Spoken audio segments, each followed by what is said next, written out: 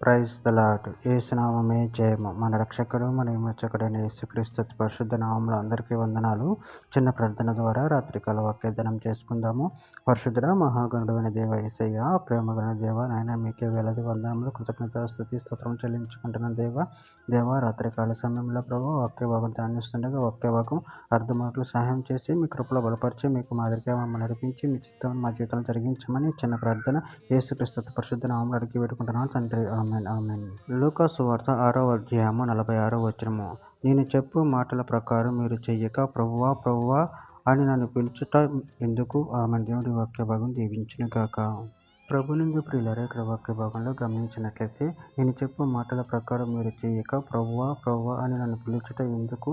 అదేవిధంగా వాక్య భాగంలో గమనించినట్లయితే మలాకీ గ్రంథం 1వ అధ్యాయం 6వ వచనంలో, కుమారుడు తన తండ్రిని గణపరచును గదా, దాసుడు తన యజమానిని గణపరచును గదా, నా నామమును నిర్లక్ష్యపెట్టు యాజకులారా, నేను తండ్రినైతే నాకు రావాల్సిన ఘనత ఏమాయను? నేను యజమానుడైతే నాకు భయపడువాడొకడున్నాడు అని సైన్యములకు అధిపతియగు యెహోవా మిమ్మును అడుగగా, ఏమి చేసి నీ నామమును నిర్లక్ష్యపెట్టితమని మీరందురు. మత్తయి సువార్త 7వ అధ్యాయం 21వ వచనంలో, ప్రభువా ప్రభువా అని నన్ను పిలుచు ప్రతివాడును పరలోక రాజ్యంలో ప్రవేశింపడు గాని పరలోకమందున నా తండ్రి చిత్త ప్రకారం చేయువాడే ప్రవేశించును. గలతీయులకు రాసిన పత్రిక 6వ అధ్యాయం 7వ వచనంలో, మోసపోకుడి, దేవుడు వెక్కిరింపబడడు, మనుషుడు ఏమి విత్తునో ఆ పంటనే కొయ్యును. మత్తయి సువార్త 11వ అధ్యాయం 29వ వచనము. నేను సాత్వికుడును దీన మనసు గలవాడును గనుక మీ మీద నా కాడి ఎత్తుకొని నా యొద్ద నేర్చుకొనుడి, అప్పుడు మీ ప్రాణములకు విశ్రాంతి దొరుకును. లూకా సువార్త 6వ అధ్యాయం 49వ వచనము.